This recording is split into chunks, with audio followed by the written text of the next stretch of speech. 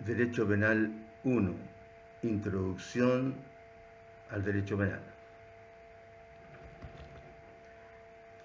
En la última clase habíamos quedado hablando de las escuelas penales. Así que lo que vamos a comenzar ahora diciendo es todo lo relacionado con ellas. Y voy a hacer un repaso de lo que ya dijimos para que todo quede, como siempre, bien ordenado.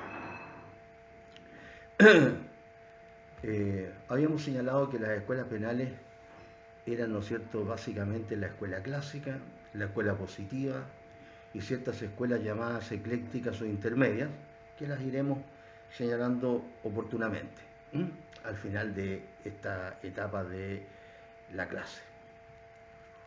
Entonces, en relación con las primeras escuelas,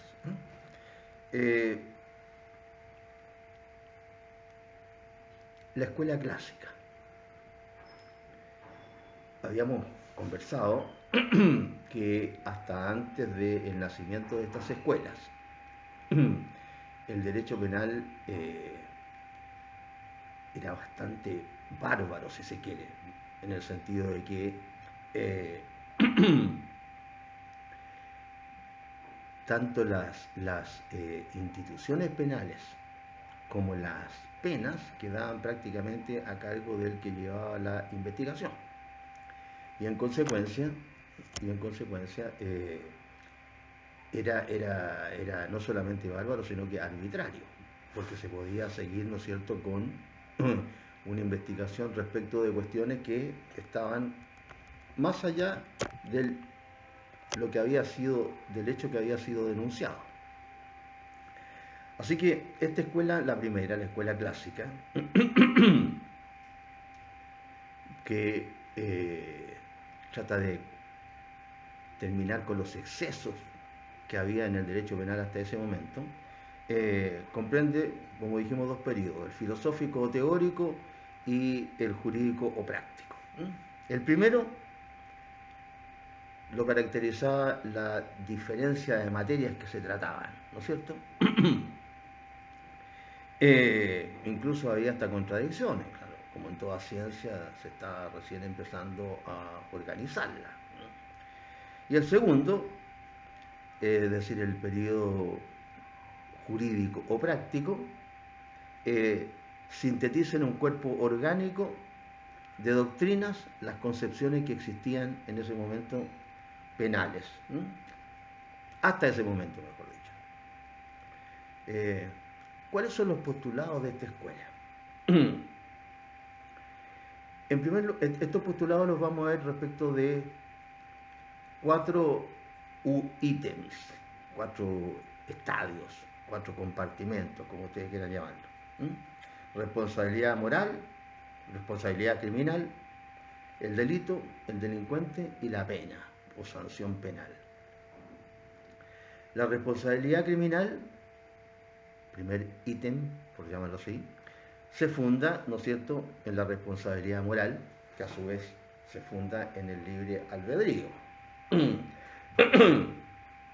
Libre albedrío que representa, ¿no es cierto?, la doctrina de la autonomía y la voluntad. ¿Qué significa esta doctrina de la autonomía y la voluntad?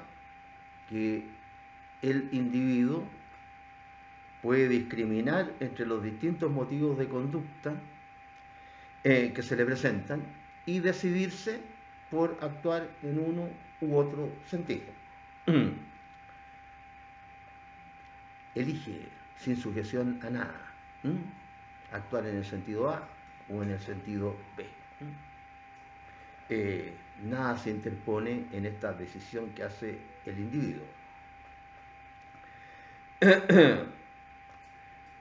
No hay sujeción entonces a reglas de ningún género. Decide el individuo en un mundo abstracto, en un mundo, si pudiéramos decir, estrictamente jurídico. Entonces, aquí, como consecuencia de esto, se señala que la delincuencia es la manifestación de voluntad, pero orientada hacia el mal. Y como consecuencia de ello, para que el ejecutor de un delito pueda ser declarado culpable, responsable y merecedor de pena, es requisito imprescindible, ¿no es cierto?, que en el momento de actuar ese individuo posea una voluntad inteligente y libre que le permita comprender la naturaleza del acto que está realizando, ejecutando. Y entonces elegir entre ejecutarlo o no. Es decir, su responsabilidad, ¿no es cierto?, se basa en esta voluntad inteligente y libre. Y por eso responde. El delito para esta escuela clásica. El delito no es un ente o fenómeno de hecho, sino que es un ente jurídico. Ente jurídico que resulta de la contradicción entre la conducta que se realiza y la ley que sanciona esa conducta. O sea, el delito es la violación de una norma jurídica. Por eso que se dice que el delito es un ente jurídico. El delincuente. ¿Quién o qué es el delincuente? Es un ser racional, dotado de libre albedrío. Este ser racional obra, según esta escuela clásica, sin sujeción a influencias extrañas de ninguna especie. Y por eso es libre de optar entre el bien, cumplir con la norma, cumplir con la ley específicamente, o el mal, que consiste en contradecir la ley. Dicho de otra manera, en violar la ley. Es decir, el que delinque hace mal uso de su libertad, de su libre albedrío. Y por ello, las penas deben recaer sobre este atributo de la personalidad. ¿Cuál es? El libre albedrío. Lo que viene ocurriendo hasta ahora, ¿no es cierto? Si yo hago uso de mi libre albedrío, entonces tengo que responder con el castigo sobre esta entidad, sobre la libertad. Y por eso que las penas son, hasta en la actualidad, privativas o restrictivas de la libertad. Pena privativa de la libertad, el presidio o la reclusión, dependiendo si hay obligación de trabajar o no, según la legislación nuestra, penal, y las restrictivas de la libertad, hay varias, ¿no es cierto? La relegación, el destierro, el confinamiento, etc. Es decir, lo que se ataca es el concepto de libertad. Y por último, la pena para esta escuela. ¿En qué consiste? La pena se impone para restaurar el orden quebrantado, el orden jurídico quebrantado por el delito. Y la pena también constituye un ente jurídico al igual que el delito. La pena es la consecuencia jurídica de un ente jurídico, que es el delito. Por eso que se le retribuye al delincuente con la pena. Es decir, se le retribuye con el mal que causa el individuo a la sociedad, con el que la sociedad, ¿no es cierto?, le causa al delincuente, que es la pena. Y como dije, ejerce una función retributiva en relación con el castigo. Es decir, es un castigo para la retribución del delito, para la expiación del delito, para el pago del delito. Y acá se intimida no solamente con la amenaza de un mal, con la amenaza de un castigo contenido en la ley, sino que con la ejecución de esa amenaza en la realidad. La pena es tangible, se lleva a efecto. Deja de ser una amenaza conforme con la norma y pasa a realizarse, a hacerse carne en la realidad. La pena no debe ser arbitraria, según esta escuela, sino que debe ser proporcionada a la gravedad objetiva del delito y debe estar prefijada en la sentencia.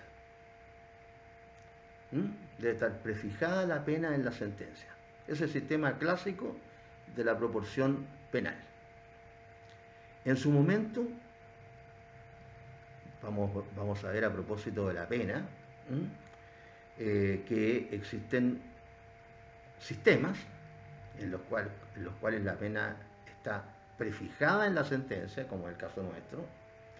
Otros sistemas en los cuales en la sentencia se fijan los mínimos y los máximos de la pena, pero es el juez el que en definitiva va a hacer que el delincuente sufra la pena específica que se le impone dentro de esos mínimos y esos máximos, que básicamente es el sistema anglosajón. Y después hay ciertos sistemas que han estado presentes en épocas que no han sido afortunadamente muy, ¿cómo se llama? No han sido afortunadamente muy prolongadas en el tiempo en la humanidad, porque se trata de sistemas excepcionales, ¿no? Como el caso del nazismo, del comunismo soviético, en el cual, ¿no es cierto?, sistemas en los cuales las penas eran fijadas exclusivamente por el juez, ¿no es cierto?, de manera absolutamente arbitraria. El juez, o sea, en el fondo una verdadera regresión a los periodos, ¿no es cierto?, que existían antes que empiece el derecho penal humanitario, antes que empiece la escuela clásica. Ahora, desde el punto de vista de sus aportes o no aportes, ¿qué ocurre con esta escuela clásica? Desde el punto de vista de sus postulados de orden político, fue de gran progreso para el derecho penal, evidentemente. ¿Por qué? Porque proclamó el principio de la legalidad de los delitos y las penas. No hay delito ni pena sin ley. En segundo lugar, proclamó el principio de la irretroactividad de la ley penal. En tercer lugar, proclamó el principio de que es uno de los principios, del mismo principio de legalidad, porque cuando estudiamos, ¿no es cierto?, el principio de legalidad, vamos a ver que este principio se desglosa en tres principios que constituyen el principio de legalidad. En tercer lugar, proclamó el principio de que la función penal compete exclusivamente al Estado. Y en cuarto lugar, introdujo las garantías procesales y, muy importante para la época, afirmó la idea de que debía rebajarse, ¿cierto?, la penalidad, morigerarse la penalidad, hacérsela más humana. No nos olvidemos que hasta antes de esta escuela, las penas eran gravísimas, casi todas las penas eran, ¿no es cierto?, penas que acarreaban unos males tremendos, tortura, ¿cómo se llama?, con torturas de todo tipo, se quemaba el cuerpo, se estiraba el cuerpo, se descuartizaba, etc. Y bueno, y la pena, y que resultara muerto la persona que tenía ¿cómo se llama?, que pasar por un juicio a propósito de la tortura no era ninguna novedad. Así que era muy importante. A propósito de estos principios, las constituciones consagran estos principios. Y de hecho, la constitución de nosotros también. Las constituciones, tal como lo consagraba la constitución de 1925, que constitución que estaba vigente cuando me tocó estudiar a mí. Y ahora, en el artículo 18, ¿cierto?, que establece las garantías constitucionales,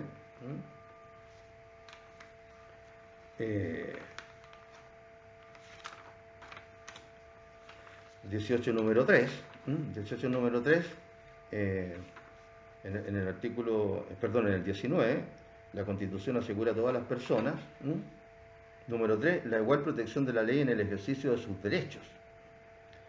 Y ahí se señalan una serie de garantías procesales y penales.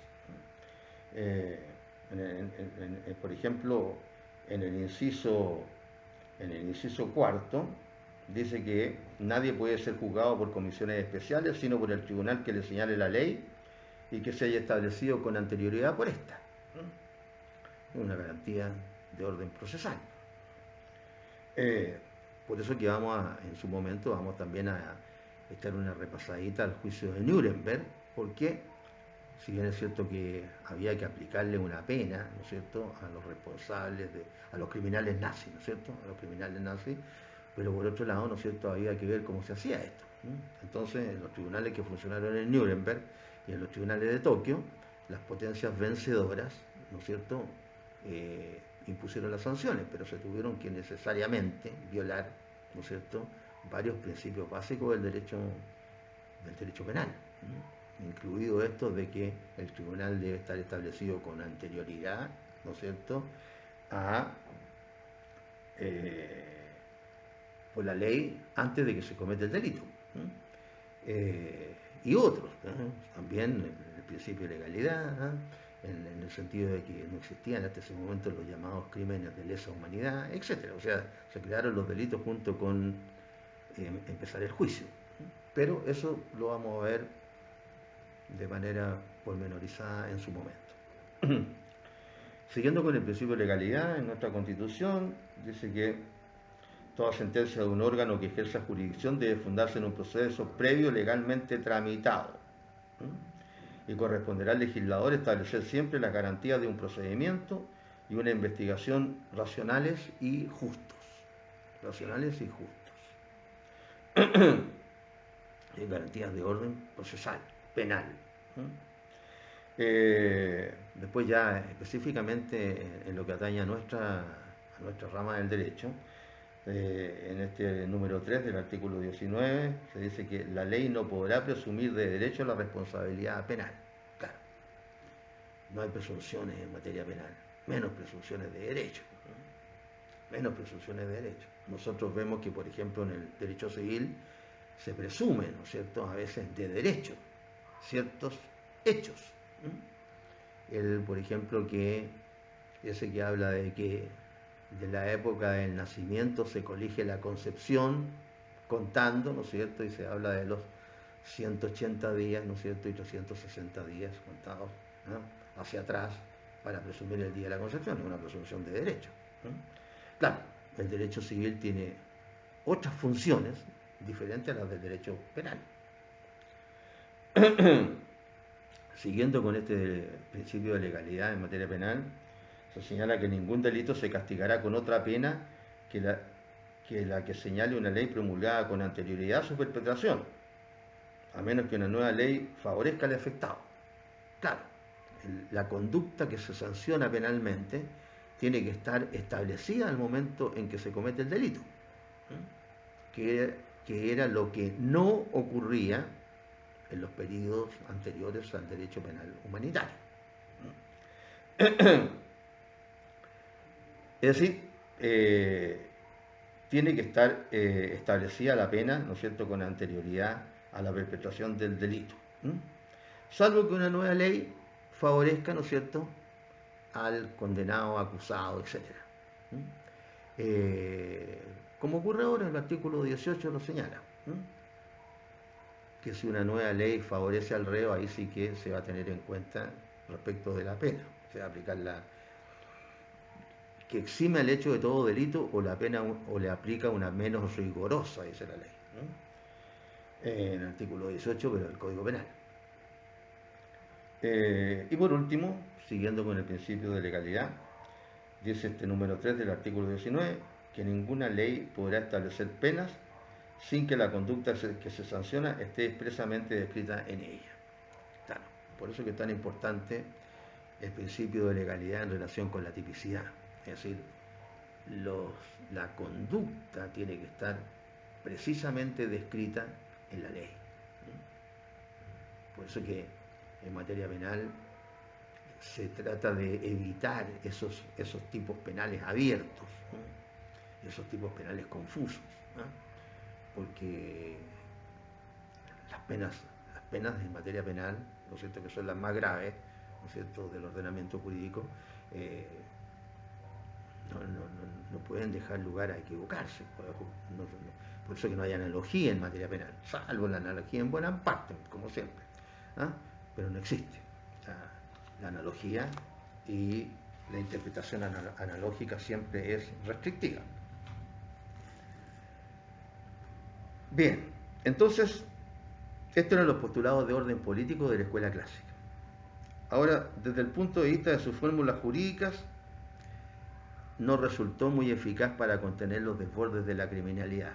Básicamente, en lo que sigue ocurriendo hasta hoy día, en materia, y con todas las escuelas, por lo demás, pero ya por un desborde de la criminalidad, es en lo que respecta a la reincidencia y a la delincuencia infantil.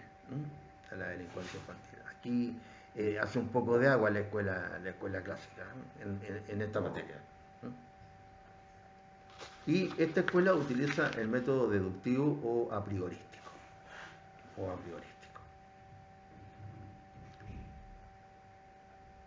¿Para qué vamos ya lo hemos comentado, ¿no es cierto? En lo que existen también otras variables que inciden en estos desbordes de la delincuencia. Actuación de la policía para la investigación de delitos que no sean los delitos flagrantes. Prácticamente no existe. Prácticamente.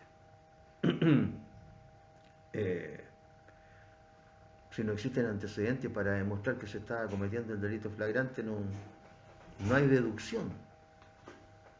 No hay estos personajes de las novelas de estos autores famosos de investigación por detectives que se escribieron en Inglaterra, Sherlock Holmes, por ejemplo. Ahora no hay tiempo, pero más que no hay tiempo, no hay interés. No hay interés para investigar. Si quedó grabado en una cámara, a lo mejor. Pero si quedó grabado en una cámara y las personas están ahora con la mascarilla, bueno, no sé de nada. Listo, se acabó la investigación. Bueno, porque eso tiene que ver también con la actitud, ¿no es cierto?, de los fiscales. Claro. Bien. Como respuesta a la escuela clásica, y sobre todo como respuesta a las deficiencias de la escuela clásica, nace otra escuela, que ve, ¿no es cierto?, estos elementos que hemos señalado: la responsabilidad moral, la responsabilidad criminal, el delito, el delincuente y la sanción, los ve con otro prisma, y es la escuela positiva. ¿En qué varió fundamentalmente la escuela positiva? En que la escuela positiva dijo: mire, aquí lo que tenemos que estudiar no es solamente la conducta contraria a la ley. Lo que tenemos que estudiar, ¿no es cierto?, es al que comete o al que realiza esta conducta. Tenemos que estudiar al que mata a otro, al que viola a otro, al que estafa a otro. Tenemos que estudiar al delincuente. Tenemos que estudiar al delincuente.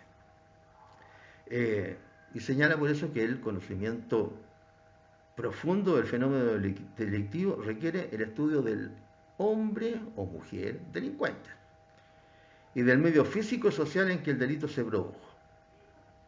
Es decir, este estudio debe hacerse desde un punto de vista subjetivo y naturalístico.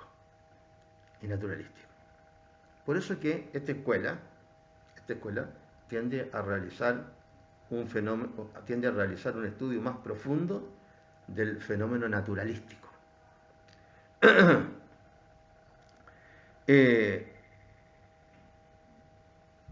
Del delito, porque no lo aprecia simplemente como un ente exclusivamente jurídico, sino que como un fenómeno que está compuesto por diferentes ramas del conocimiento humano, es decir, antropológico, sociológico y jurídico al mismo tiempo.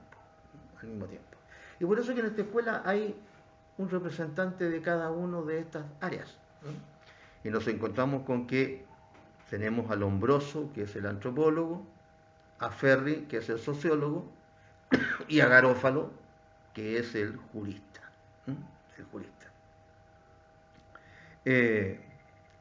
Derivado de este hecho, de la circunstancia de que debemos preocuparnos del estudio del hombre delincuente, esta es una escuela fundamentalmente subjetiva. ¿Por qué? Porque cada delincuente, como cada persona, es un ente único.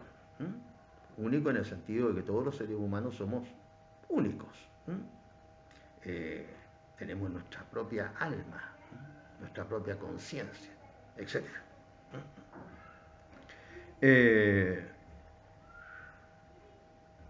Y a diferencia de la escuela clásica, que basaba la responsabilidad penal en la responsabilidad moral y esta a su vez en el libre albedrío, que se basaba, ¿no es cierto?, en la idea de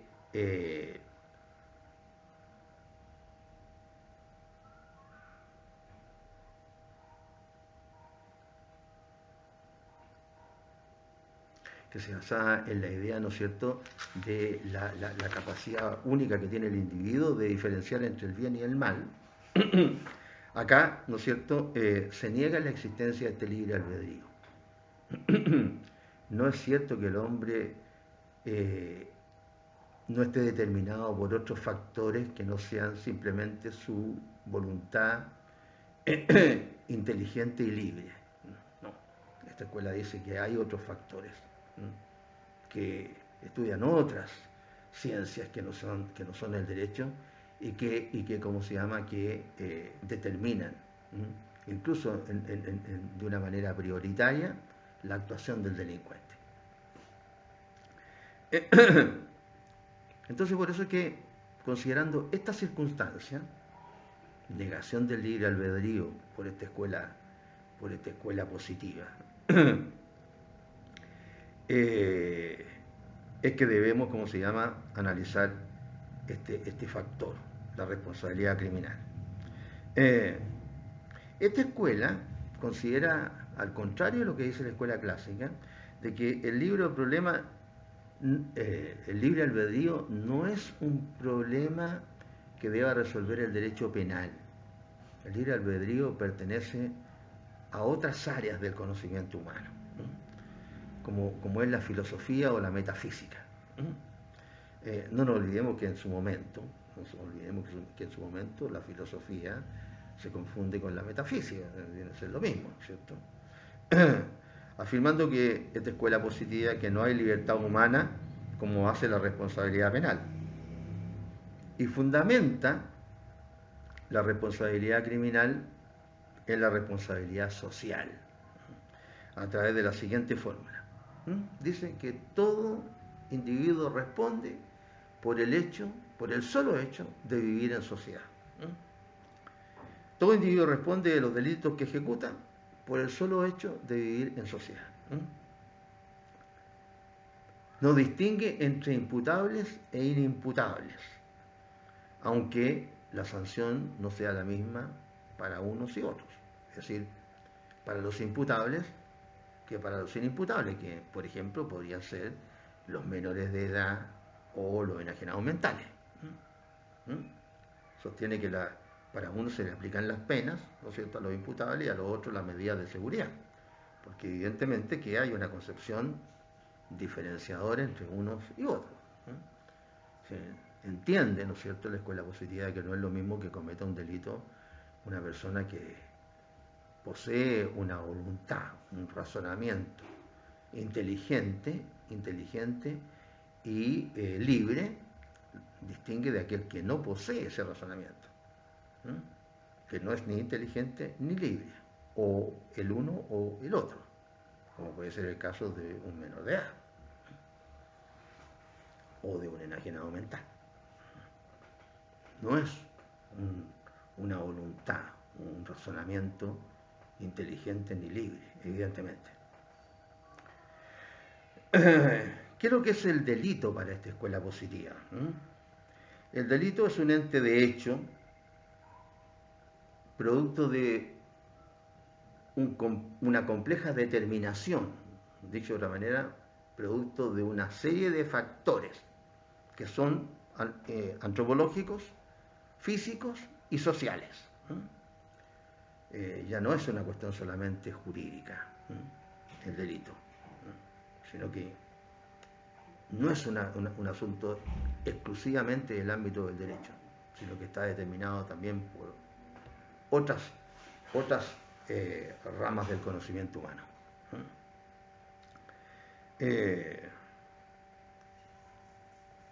Entonces, esta escuela afirma que el delito es un ente de hecho. Eso es lo importante. Es fundamentalmente un fenómeno social. A diferencia de la escuela clásica, que dice que es un ente exclusivamente jurídico. No dice la escuela positiva. Es un ente de hecho. El delito es un fenómeno social. El delito no es una creación jurídica. No es una creación jurídica. Es decir, cuando se sanciona el homicidio, es decir, el que mate a otro, no se trata solamente de que a un jurista se le ocurre crear esa conducta. No, lo que ocurre es que existen personas que matan a otro. Y este matar a otro u otros puede tener, o sea, tiene de hecho distintas connotaciones. Influye, ¿no es cierto? Influye el factor antropológico, el factor físico, personal, tanto de un punto de vista físico propiamente tal, como físico psíquico, ¿no es cierto? Odio, venganza, temor, etcétera, como también factores sociales, la honra, la fama, etcétera, que puedan ser dañados por una conducta, ¿no es cierto? Y que deben, según el delincuente, considerado desde el punto de vista de esta escuela, ser inducido a cometer un crimen, ¿no es cierto? Matar a otro.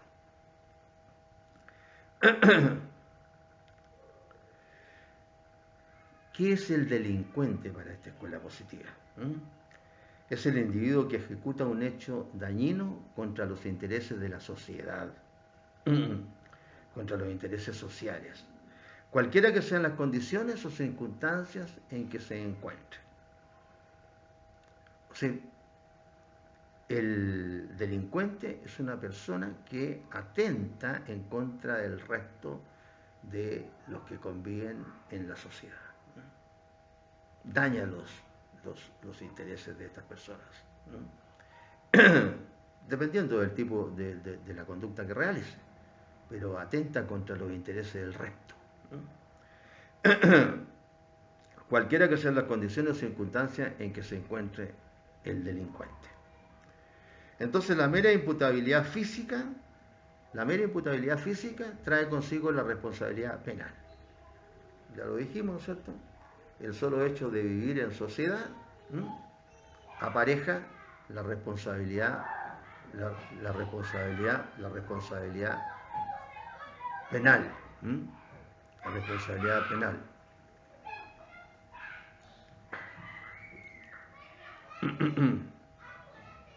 Bueno, creo que aquí terminamos la clase anterior. Un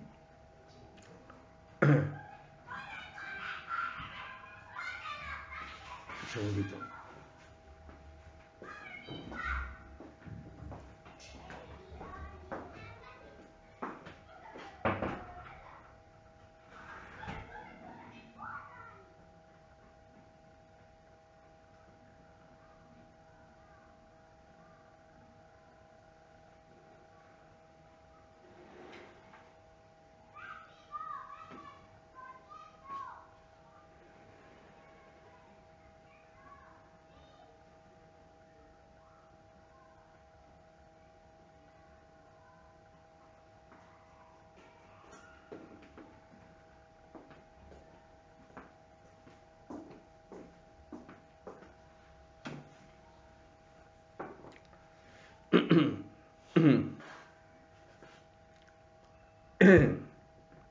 Y por último, la pena.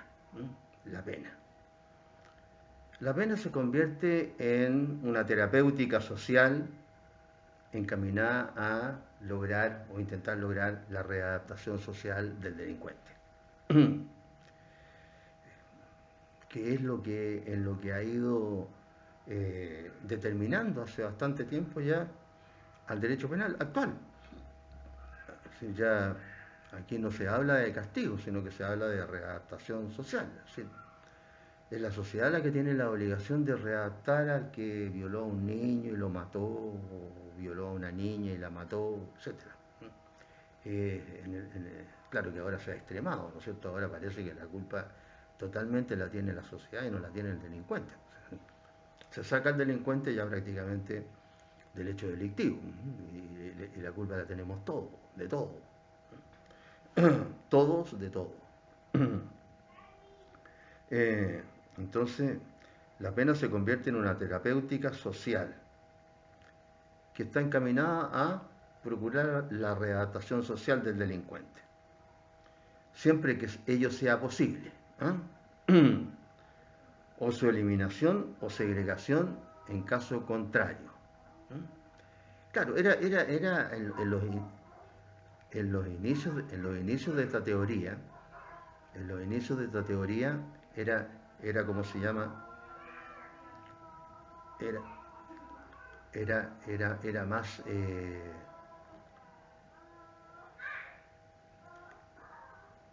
en los inicios de esta teoría, era más,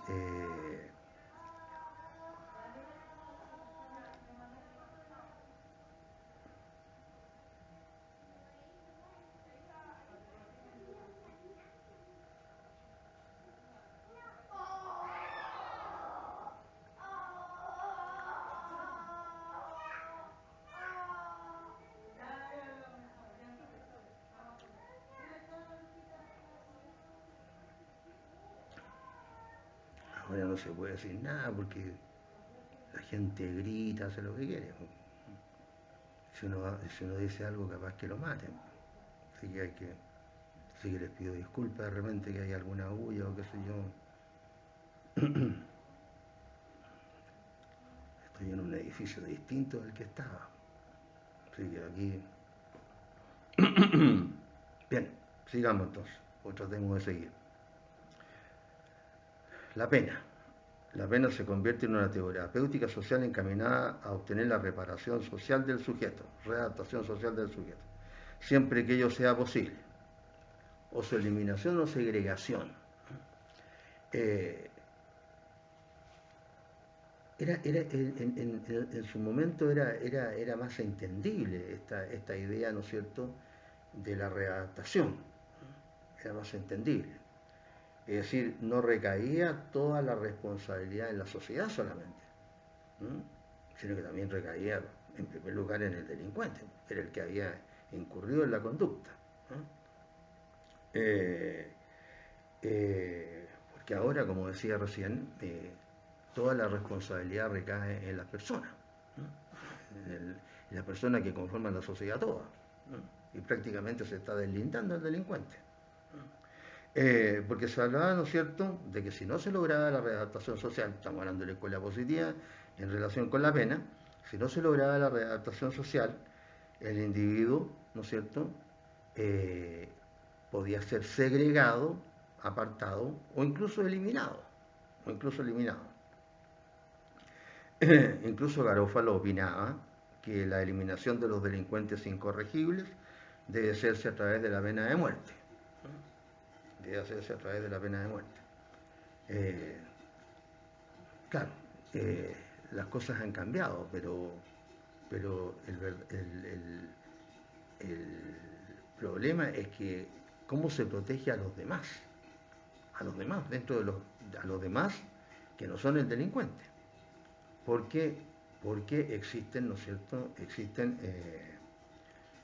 también problemas para los demás integrantes de la comunidad. ¿Cómo se los protege a estas personas? Eh, Ahora, la sanción para la escuela positiva no pretende causar un sufrimiento al culpable, ¿eh?, sino que asegurar la defensa social. No nos olvidemos que según esta escuela, que es la que estaría más a tono con lo que está pasando actualmente, el delincuente responde por el solo hecho de vivir en sociedad. A diferencia de lo que ocurre con la escuela clásica, que parte de la idea del libre albedrío, que no existe según la escuela positiva. Entonces, esta escuela, la escuela positiva, trata de asegurar la defensa de la sociedad, procurando un máximo de seguridad con un mínimo de sufrimiento individual. Y se traduce en las medidas de seguridad. Las medidas de seguridad. ¿Qué son las medidas de seguridad? ¿Cierto? En su momento seguramente las vamos a tocar.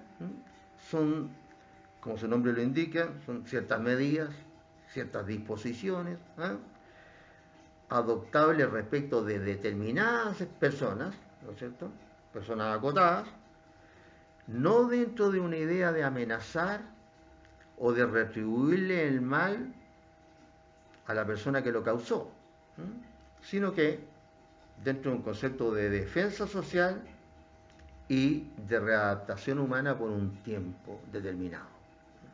Por un tiempo determinado. A diferencia de lo que ocurría con la escuela clásica, propone la indeterminación de la pena en la sentencia. La escuela clásica proponía que la pena estuviera determinada precisamente en la sentencia. Esta escuela le da más amplitud, ¿no es cierto?, al juez. Al juez. Ahí ya viene otro elemento complicado también, que hay que tener los criterios y los medios suficientes para poder llevar a cabo, ¿no es cierto?, esta ejecución de la pena misma. Ustedes habrán visto muchas películas donde, por ejemplo, a la persona que goza de un beneficio, ¿no es cierto?, goza de un beneficio, en los países desarrollados se les nombra un funcionario que tiene que velar porque el que está gozando del beneficio, por ejemplo, ¿no es cierto?, un beneficio de cumplir parte de la pena en libertad, pero tiene que cumplir con ciertos requisitos. Tiene que tener una residencia en un lugar determinado, tiene que conseguir un trabajo, tiene que de partida no cometer otros delitos, etc. Bueno, y alguien tiene que preocuparse de que esa persona cumpla con eso, para que siga gozando el beneficio. Entonces, ¿qué es lo que pasa en nuestros países? Si no tenemos gente para que cumpla con esas funciones. No solamente porque no hay presupuesto, sino que además porque, ¿no es cierto?, vemos que la fiscalización, y ya todo el mundo está de acuerdo en reconocerlo, la fiscalización es lo que falla en estos países, como el nuestro. Porque no se saca nada con tener una ley perfecta si nadie fiscaliza su cumplimiento. Bien simple. Si se pone un disco en materia de tránsito, que es lo más simple, ¿no es cierto?, de ejemplificar. Si se pone un disco par en un lugar, o se pone un semáforo, ¿no es cierto?, y no hay nadie que fiscalice, ¿qué pasa? Todos se saltan el disco pare o nadie respeta la luz del semáforo. Bien simple. y ocurren los accidentes con resultados gravísimos. Eso es el problema. O sea, si no se fiscaliza el cumplimiento de una ley, ¿qué es lo que pasa? Que la gente no lo cumple, sobre todo en nuestros países, que nosotros somos expertos en incumplir la ley. Expertos. Estoy hablando de Chile, toda Latinoamérica. Bien.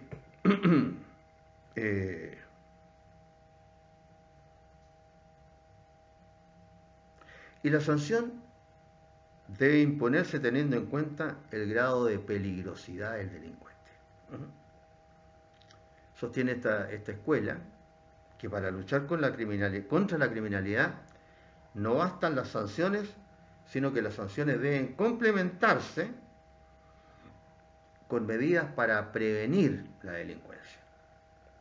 Con medidas para prevenir la delincuencia. Y aquí es donde, y antes ya lo comentamos, ¿no es cierto?, a propósito de la política criminal, que hay otras áreas, ¿no es cierto?, otras áreas relacionadas con otras ramas del conocimiento humano, que son las que también entran a tallar en esto de prevenir la delincuencia, pero no son del resorte del derecho penal. No son del resorte del derecho penal. Y entonces el error nuestro es que todo se pretende solucionar con la ley. Pero desgraciadamente la ley como decía recién, si no hay fiscalización del cumplimiento de la ley, no puede solucionar los problemas por sí sola. Pero acá se cree, bueno, será porque sabemos que no hay otra forma tampoco. No hay otra forma. Para nosotros no hay otra forma. Por ejemplo, para prevenir la delincuencia, en lugares, ¿no es cierto?, de más pobreza. Hacer espacios, ¿no es cierto?, espacios agradables, espacios seguros, bien iluminados, etc. ¿Eso a quién le corresponde? A las municipalidades. Es una labor del día a día eso. No tiene que ver solamente el día en que se comete un delito. Pero para prevenir la delincuencia sí. Porque para que, por ejemplo, para que una gente pueda transitar normalmente por una calle, ¿no es cierto?, por una avenida, tiene que estar iluminado. Pues está oscuro, imagínense ustedes. Sobre todo una mujer. A horas de la noche que llegará por su trabajo, etc. Existen muchas más posibilidades de que la asalten, que la violen, etcétera, que si eso está iluminado. Si hay espacios abiertos. Hasta el tipo de jardines. Ahora se propone, por ejemplo, y eso que ha servido de ¿cómo se llama?, de fundamentos para cambiar totalmente el concepto de las plazas, pues dejar ahora actualmente los lugares que eran plazas, ¿no es cierto?, están llenos de ¿cómo se llama?, de puro cemento nomás, y baldosa. Porque según este concepto de ¿cómo se llama?, de prevenir la delincuencia, no hay que colocar vegetales, ¿no es cierto?, que tapen la visual. Entonces hay que colocar árboles que tengan, ¿no es cierto?, cuando se desarrollen tallos más angostos, etcétera, pues cosa que haya mucha visión. Hasta eso. Pero eso no es resorte del derecho penal. Después que la gente tenga, ¿no es cierto?, salarios dignos, ¿no es cierto?, que todos tengamos salarios dignos, pensiones dignas. Eso no es el resorte del derecho penal. Si todas esas cosas previenen la delincuencia. Porque a pesar de que la delincuencia, evidentemente que ya está demostrado que la delincuencia ahora es un negocio también, ¿no es cierto?, para muchos delincuentes, ¿no? Porque, por ejemplo, unos tipos que salen en una moto, ¿no es cierto?, y empiezan a asaltar al que se les pone por el camino, y se roban en el día, no sé, 20 o 30 celulares. Al transeúnte que pum, y le quitan el celular. Nadie se roba 30 celulares para poder comer. Porque el celular, ¿cómo se llama? Si lo venden a 10.000 pesos, que no lo venden en más, pero digamos a 10.000 pesos, 30 celulares son 300.000 pesos. Entonces no necesita unos 300.000 pesos al día para comer, para vestirse. porque salen todos los días, no perdonan ni el sábado ni el domingo. A pesar de eso, hay algunos, ¿no es cierto? Hay algunos que no tienen tampoco la intención de trabajar, aunque puedan conseguir un trabajo. ¿Por qué? Porque hay mucha, la mayoría de nuestros trabajadores son gente súper esforzada en todo el país, que tienen que levantarse súper temprano en la mañana para tomar un bus. Después de andar en ese bus tienen que llegar al metro, después del metro tienen que llegar al lugar, a veces toman otro bus cuando salen del metro y llegar a su trabajo y de vuelta hacer lo mismo. Después entre medio hacer su trabajo. Es decir, los trabajadores no es porque sean una persona pobre tiene que ser necesariamente un delincuente, al contrario. Aquí mismo en la pandemia se ve cómo la gente sale a arriesgar su salud y su vida, pues hay gente que ha muerto por esta pandemia. ¿Ah? Salen a arriesgar todos los días. Ser gente trabajadora, gente arriesgada, etcétera. Si no se puede decir que por el solo hecho de ser pobre tengo que ser delincuente. No. Sí, hay algunos que están esperando ser pobres o ser delincuentes. Sí. Pero en general, en la gran mayoría de la gente trabajadora de este país, como de la mayoría de los países, son gente esforzada, porque hay que hacerle un verdadero reconocimiento. Verdadero reconocimiento.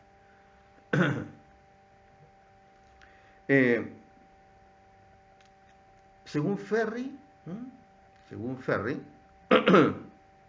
que es el sociólogo de esta escuela, existen dos formas de prevenir o combatir la delincuencia. Una son las formas directas y otras son las formas indirectas. Según Ferri, las formas directas de prevención de la delincuencia las formas directas están a cargo de la policía de seguridad, de orden. Y las formas indirectas de prevenir la delincuencia corresponden, como se llama, a las políticas relacionadas con los llamados sustitutivos penales o conjunto de medidas de muy diversa índole tendientes a mejorar las condiciones de la vida social, que es lo que estábamos conversando recién, que son estos sustitutivos penales son medidas para mejorar las condiciones de vida de todos los que convivimos en un lugar determinado. Son medidas de orden social, político, científico, civil, administrativo, religioso, educativo, militar, económico, etc. Claro. Bueno, una sociedad ideal no va a existir nunca, porque estamos en la tierra, no estamos en el paraíso, desgraciadamente. Siempre van a haber delincuentes. Siempre van a haber delincuentes. No nos olvidemos que desde los primeros habitantes, porque eso es lo que se quiere decir a través de un registro, ¿no es cierto?, bíblico, que es la Biblia. No nos olvidemos que de los primeros habitantes que hubo sobre la tierra, un hermano mató a otro. Es decir, delitos van a haber siempre. Sí, como que es del ser humano lo lleva en su ADN. En su ADN. Esta escuela positiva utiliza el método inductivo de observación y de experimentación. Bien, la escuela clásica, como tuvimos ocasión de señalarlo, descuidó el problema de la reparación de los daños provenientes del delito. Prácticamente no se refirió a este orden, porque un delito ocasiona dos tipos de daños, dos órdenes de daños. Un daño social, ¿no es cierto?, que está asociado, ¿no es cierto?, con el derecho penal y cuya reparación está confiada a la pena, a la pena. Y un daño individual cuya reparación está confiada a la indemnización de perjuicios. Ese daño individual se lo deja a la propia víctima, ¿no es cierto?, o a sus herederos o representantes la reparación del mismo. a través de la indemnización de perjuicios.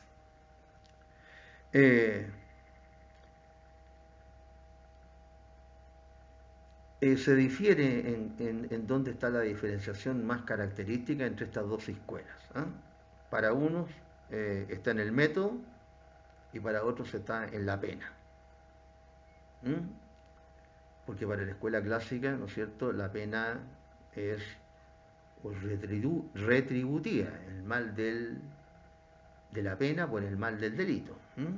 Mientras que para la positiva, para la escuela positiva, la pena, la sanción defensiva, tiene precisamente ese rango, un rango de defensa social. La escuela positiva, desde el punto de vista social, sostiene la necesidad de mantener un equilibrio entre los derechos del individuo con los derechos de la sociedad, sin desconocer las garantías individuales reconocidas por la Constitución y por la ley, ni las necesidades de la defensa social.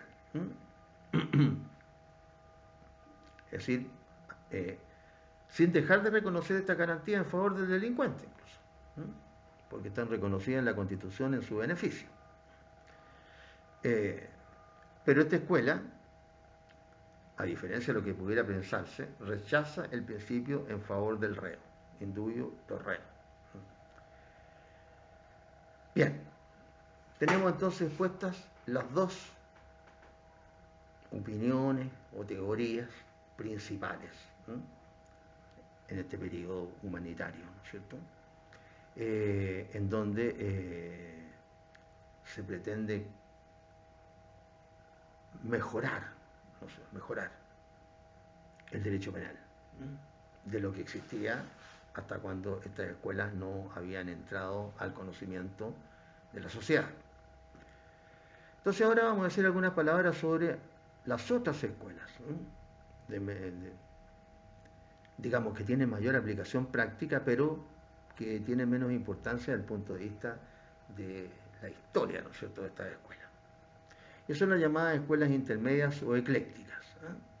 Como todas estas escuelas, como siempre, un concepto ecléctico es un concepto intermedio, ¿no es cierto?, un concepto componedor, un concepto que trata de aunar cosas.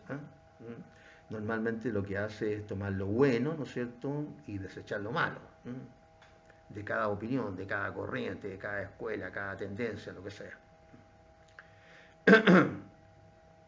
Entonces, a raíz de las polémicas suscitadas por el aparecimiento de la escuela positiva, surgen diversas tendencias, que son estas tendencias intermedias, ¿no es cierto?, o eclécticas, que recogiendo lo que ha ido ocurriendo, es decir, la experiencia, recogen lo mejor de ambas escuelas y pretenden fundar sistemas que sean útiles, que puedan influir efectivamente en la formación del nuevo derecho penal codificado. El nuevo derecho penal codificado. Ya nos vamos a referir a esta parte del derecho penal codificado, también vamos a decir algunas palabras, ¿no es cierto?, que empieza con el periodo de la codificación, ¿no es cierto?, Napoleón básicamente, Código Penal, Código Civil de Napoleón, después el Código Penal también de Napoleón, y que fue copiado primero en Europa y después, no copiado íntegramente, pero las ideas matrices salen de ahí, primero para Europa y después de Europa nos llegan a nosotros, evidentemente. ¿Cuáles son estas escuelas intermedias? La del positivismo crítico, la de la política criminal, la dualista, la humanista y la escuela como se llama técnico-jurídica, la escuela técnico-jurídica. ¿Qué dice la primera escuela? La primera escuela proclama la separación del derecho penal, de la de positivismo crítico, proclama la separación del derecho penal de la sociología criminal. Niega el libre albedrío.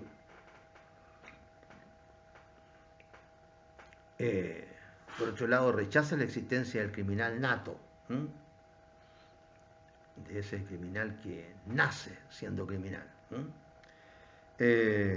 Sostiene que el delito es un fenómeno determinado preferentemente o predominantemente por causas sociales, aunque no rechaza ni excluye la existencia de criminales degenerados.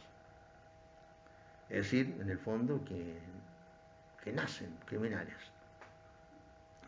Fundamenta la responsabilidad penal, esta escuela del positivismo crítico, en la intimidabilidad, de intimidar, intimidabilidad, o aptitud del individuo para sentir la coacción psicológica de la pena. Es decir, este concepto tiene esa idea, intimidar al delincuente, que sienta, ¿no es cierto?, desde el punto de vista de la pena, la intimidación que ésta provoca. Esta escuela del positivismo crítico concede mayor importancia a la prevención que a la represión de los delitos. Y esta escuela concluye que de los imputables la sociedad se defiende mediante las penas y de los inimputables la sociedad se defiende mediante las medidas de seguridad. Esto es lo que señala la escuela positiva, ¿cierto? Es decir, esta escuela pretende ser una versión mejorada de la escuela positiva, básicamente, porque sigue sus postulados. En segundo término está la escuela intermedia de la política criminal.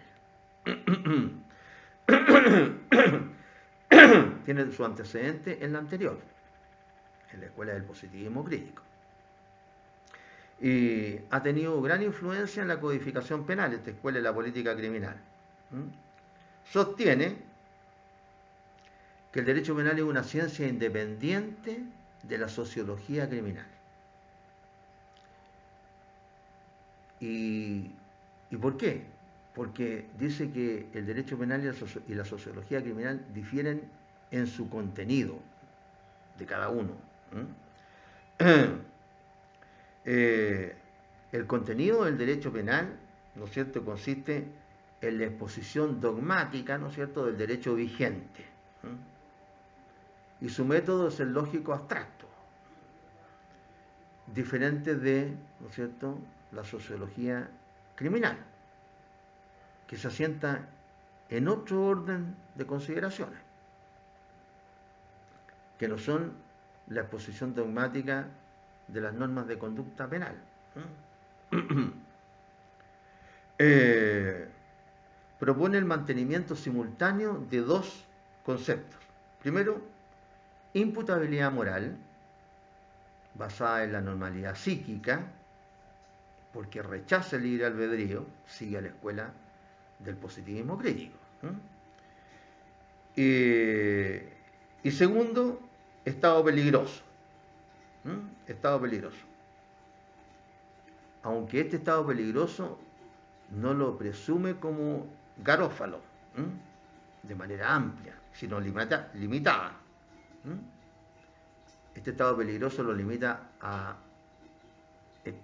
categorías específicas de delincuentes, como por ejemplo, estamos hablando de una época anterior, porque ahora todo se ve desde, o sea, en el mundo de hoy día vivimos de día para adelante nomás, no se ve lo que pasaba ayer, no se coloca a la gente en el contexto de ayer. No, pues este estado peligroso hay que mirarlo desde la época en que empiezan estas escuelas, la del positivismo crítico. Estamos hablando de un par de siglos para atrás. Este estado peligroso se limita a ciertas categorías de delincuentes, como los reincidentes, los mendigos, se decía en esa época, los vagabundos, los alcohólicos, defectuosos mentales, etc.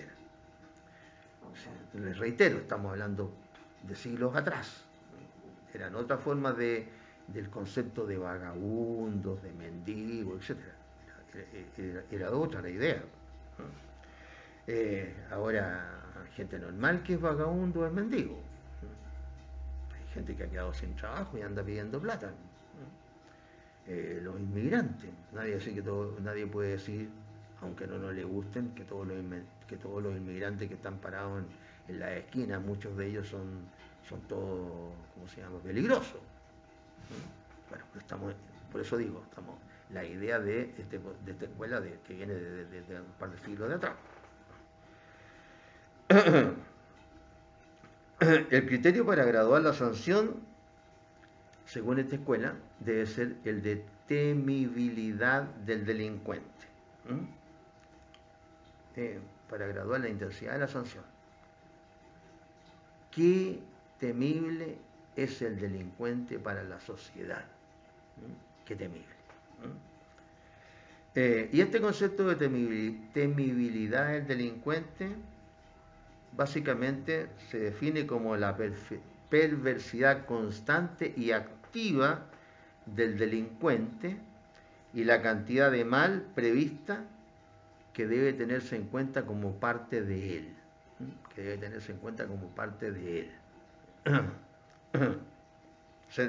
Perversidad constante y activa del delincuente y cantidad de mal prevista que debe tenerse en cuenta como parte de él. En el fondo es lo que ahora igual se hace, ¿no es cierto? Realizar una especie de cuadro, ¿no es cierto?, de las personas, sus antecedentes, qué es lo que ha hecho, si es que ha cometido delito, qué tipo de delito, etcétera, ¿no es cierto? Hacer lo que se llama tanto perfil, ahora, el perfil de una persona. Esto es relacionado con la gente que comete delitos. Y de ahí, ¿no es cierto?, se obtendrá una idea de temibilidad de un delincuente específico. Esta escuela de la política criminal propone una consideración del delito como fenómeno natural y social y como ente jurídico al mismo tiempo. Es todo el delito, claro, porque el delito está, ¿no es cierto?, contenido en una norma, así que también es un ente jurídico, evidentemente. Esta escuela de la política criminal afirma también que la lucha contra la criminalidad debe emprenderse usando conjuntamente las penas y las medidas de seguridad, las cuales no se excluyen, las penas con las medidas de seguridad, sino que se complementan. Enseguida nos encontramos con la escuela dualista.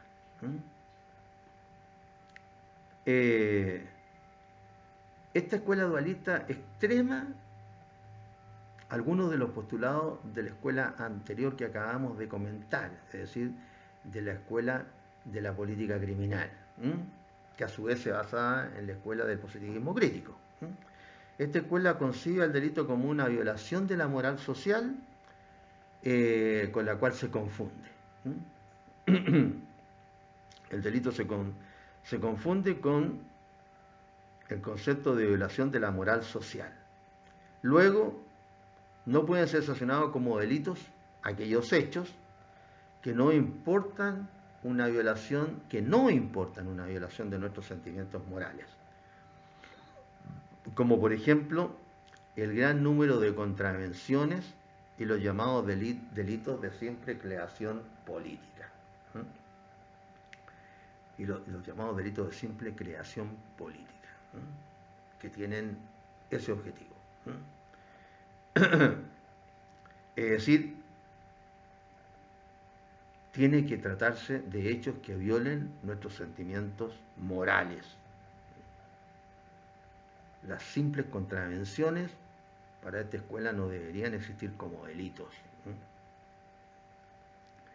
ni tampoco los llamados de simple creación política. La pena es una medida de orden educativo, según esta escuela, ¿cómo se llama? Esta escuela dualista, que hace un conjunto de las penas y de las medidas de seguridad. Es concebida esta tendencia que propicia, decíamos, eso es un extremo de la escuela anterior, de la, de la, de la, de la escuela, como se llama, de la política criminal, y propone la descomposición de las legislaciones penales en dos códigos, esta escuela dualista. Uno penal, de índole retributiva, ¿no es cierto?, el mal de la pena por el mal del delito, y otro código preventivo, otro código penal preventivo, que contendría las medidas de seguridad. Es decir, esta escuela extrema los postulados de la política, de la escuela de la política criminal, ¿no? Hace un uso conjunto de las penas y de las medidas de seguridad y dice que hay que hacer dos códigos, uno retributivo y otro preventivo, ¿no? Uno para aplicar las penas y otro para aplicar las medidas de seguridad. Luego viene la escuela humanista, que concibe el delito como una violación de la paz social, con la cual se confunde. Y aquí es donde decíamos que no deben sancionarse como delito aquellos hechos que importan una violación de cierto tipo de contravenciones o de delitos que tienen que ver con su simple creación política, sino que debe tratarse, los hechos que deben sancionarse como delito deben ser aquellos que importan una violación de nuestros sentimientos morales, como por ejemplo el homicidio, como por ejemplo una violación, etc. Es decir, si no hay una violación de un sentimiento moral, no hay entonces idea de comisión de delitos para esta escuela. Y por último, después de la escuela dualista y la humanista, nos encontramos con la escuela técnico-jurídica. Esta escuela reduce el objeto de la ciencia penal a la elaboración dogmática y a la exégesis y a la crítica del derecho positivo,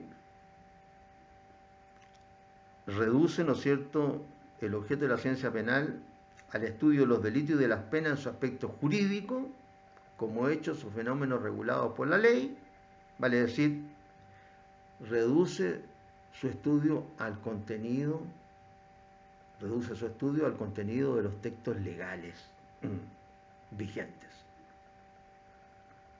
Parte de la base de que las normas jurídicas son debidas a un proceso de abstracción y generalización que constituye el método lógico abstracto absolutamente diverso al de las ciencias sociales. Claro, las normas jurídicas, ¿no es cierto?, son debidas a un proceso de abstracción y generalización. La característica de la ley, ¿cierto?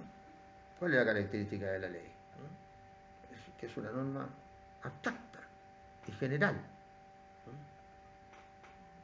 La ley no debería tener, salvo el caso de circunstancia extraordinaria, pero que constituye una excepción, ¿no es cierto?, nombre y apellido, salvo las leyes que otorgan una nacionalidad por gracia, o una pensión por gracia, etcétera, por servicios prestados. En general las leyes tienen esa característica básica de ser abstracta y general. Y eso es lo que se está diciendo acá, que ese hecho de la norma jurídica penal constituyen la generalidad y la abstracción, proceso que constituye el método típico de análisis del derecho, en este caso del derecho penal, que es distinto al de las ciencias sociales, muchas de las cuales tienen el método, ¿no es cierto?, de la experimentación también, como puede ser la estadística, la sociología, etc. Esta escuela técnico-jurídica también elimina el libre albedrío como fundamento de la imputabilidad y lo sustituye por el concepto de normalidad psíquica. Normalidad psíquica. decir, caminar por esta línea tan difusa, ¿no es cierto?, que constituye la normalidad psíquica, que se ve afectada por diferentes circunstancias que van ocurriéndonos en la vida.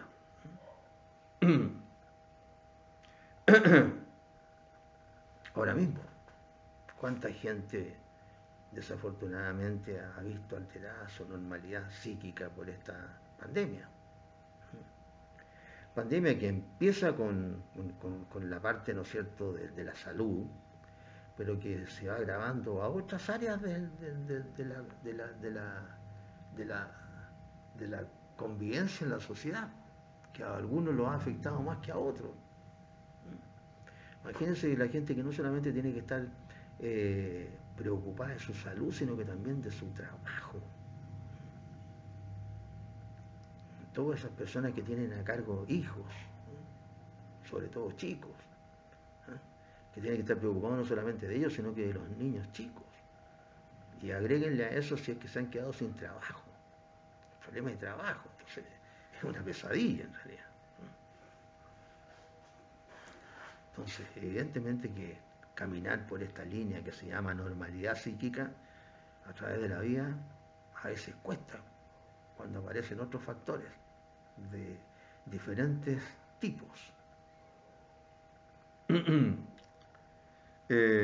Distingue entre inimputables que están sometidos a las medidas de seguridad y de imputables que están sometidos a las penas penales, como la escuela anterior. Concibe el delito como fenómeno jurídico y aunque no niega sus raíces antropológicas y sociológicas, afirma que el estudio de esta corresponde a otras ciencias, tales como la antropología criminal y la sociología criminal. Es decir, básicamente, esta escuela técnico-jurídica considera el delito como un fenómeno jurídico, sin negar sus raíces antropológicas y sociológicas. Pero claro, el delito está sancionado en una norma. Es un fenómeno jurídico, evidentemente.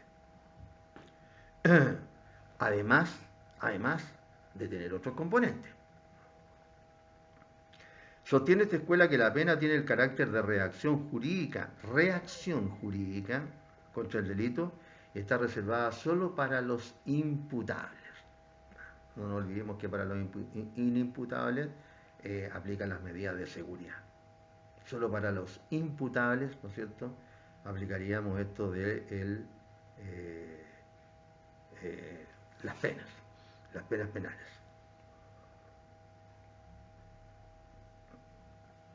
Esta escuela técnico-jurídica depura el derecho penal de las infiltraciones filosóficas de que está siendo invadido el derecho penal. Los clásicos ya lo habían contaminado con otros contenidos y también de las concepciones biosociológicas de los positivistas. Pues, de todos lados, ¿no es cierto?, se le inducen, se le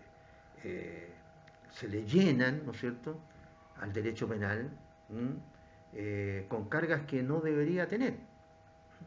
Es decir, con hacerse cargo de circunstancias, de situaciones, de hechos que no guardan relación con el derecho penal.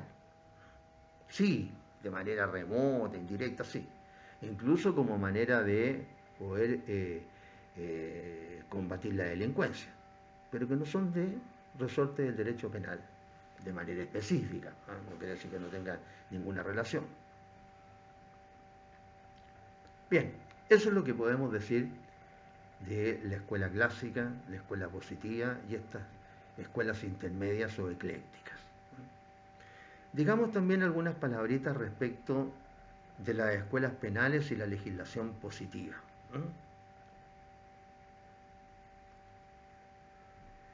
Evidentemente que cada escuela, dependiendo del momento histórico en el que aparece, va teniendo, ¿no es cierto?, sus repercusiones en los ámbitos que regulan. Si apareció primero la escuela clásica, lo lógico era que tuviera que tener influencia en, ¿no es cierto?, el derecho penal que había en ese momento. Después cuando aparece la escuela positiva, lo mismo, y así, y así, lógico. Entonces la influencia de la escuela clásica al principio no tuvo contrapeso.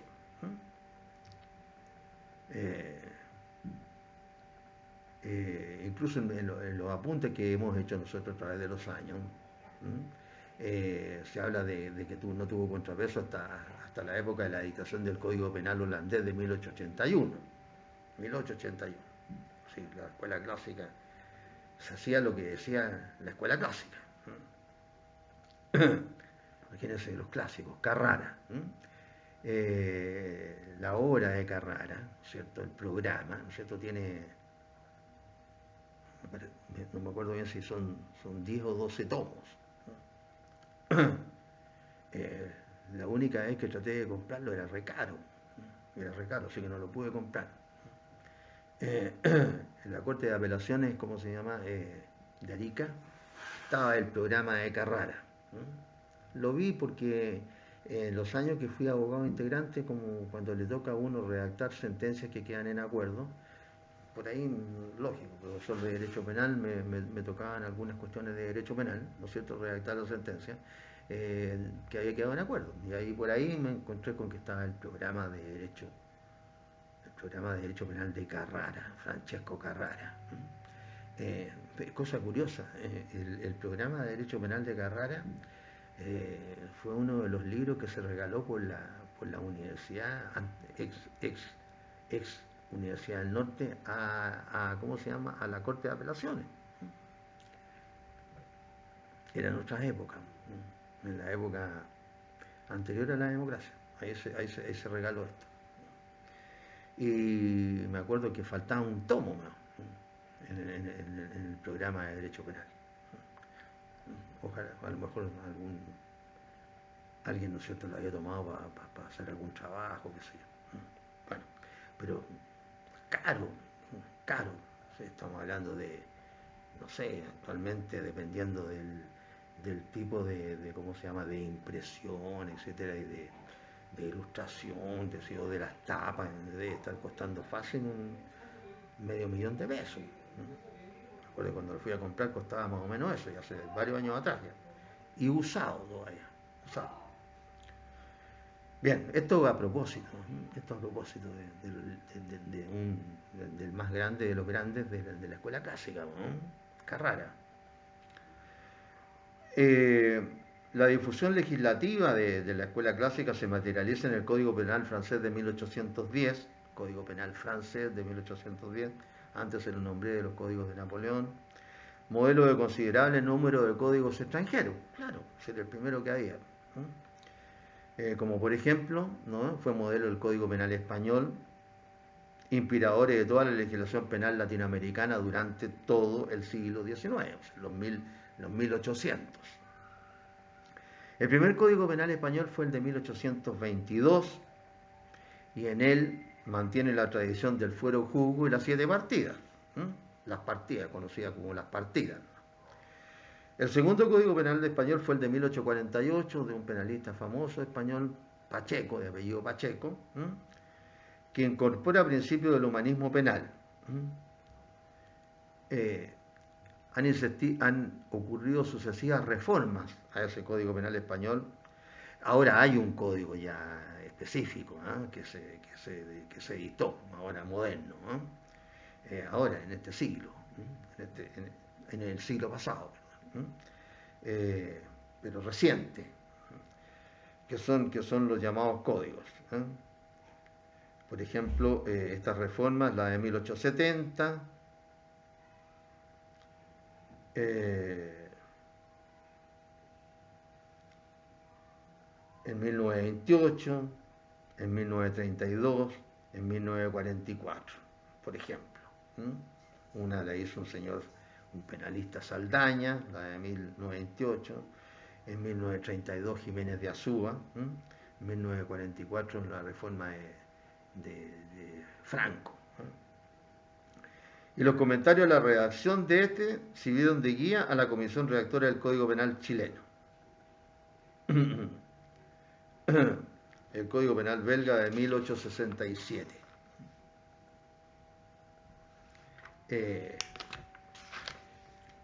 Bueno, aquí después se habla de una serie de códigos, ¿no es cierto? El Código Penal italiano de 1889. Estamos hablando de la escuela clásica, la influencia de la escuela clásica en la codificación.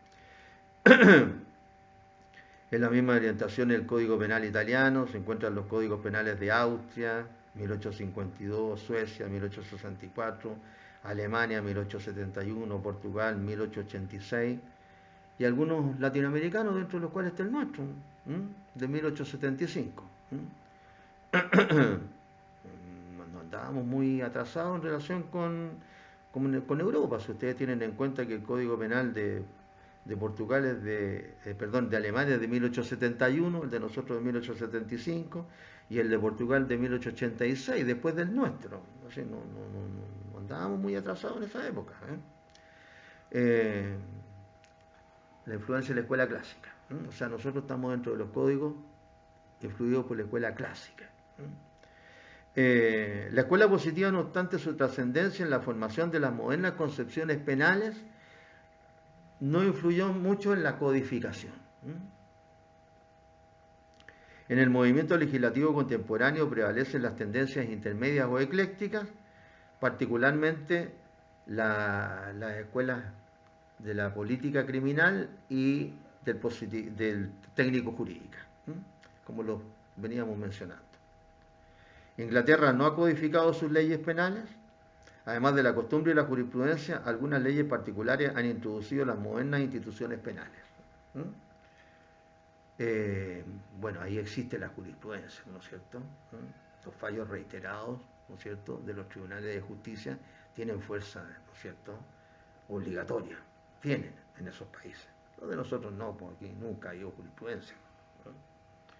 Hoy día, hasta hoy día, no hay jurisprudencia. Un día se dice, en un mismo caso, ¿no es cierto?, se dice A, después se dice B, después se dice D, después se dice E, después se dice D, E, F, G, H, qué sé yo. No hay jurisprudencia. Y en asuntos,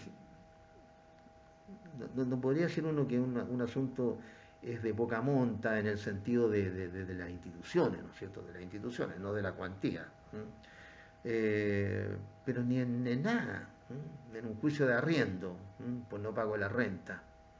Se puede haber, ¿no es cierto?, una modificación porque un testigo, ¿no es cierto?, no sé, pues, tenía el carnet con una, ¿cómo se llama?, con una foto equivocada, se estableció después y por ahí se echó abajo la prueba testimonial y luego no hay testimonial y la única hace la sentencia era la prueba testimonial y al final se rechazó la demanda. Eso. O sea, siempre puede haber una causa para justificar una sentencia distinta. Estados Unidos no ha unificado su legislación penal representada por los códigos estaduales. En Estados Unidos, ¿no?, como es el sistema anglosajón, ¿no es cierto?, y Estados Unidos que es, ¿no es cierto?, Estados Unidos, claro, unión de estados, podría llamarse también así.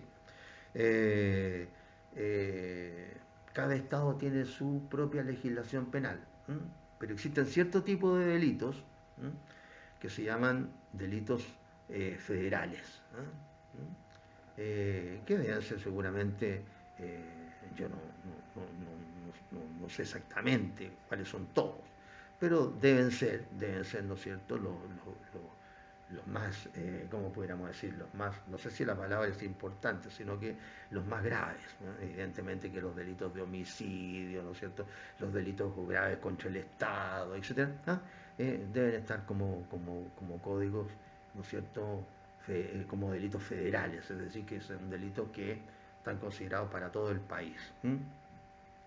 El año 1900 se dictó un Código Penal Federal, estamos hablando de Estados Unidos, que contempla solo los delitos de orden constitucional que caen bajo la jurisdicción de los tribunales federales.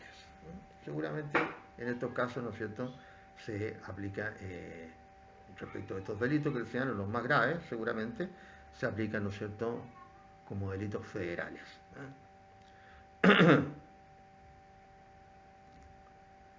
Bien,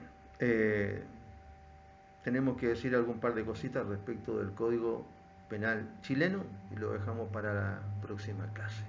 Bien, nos estamos viendo, queridos alumnos.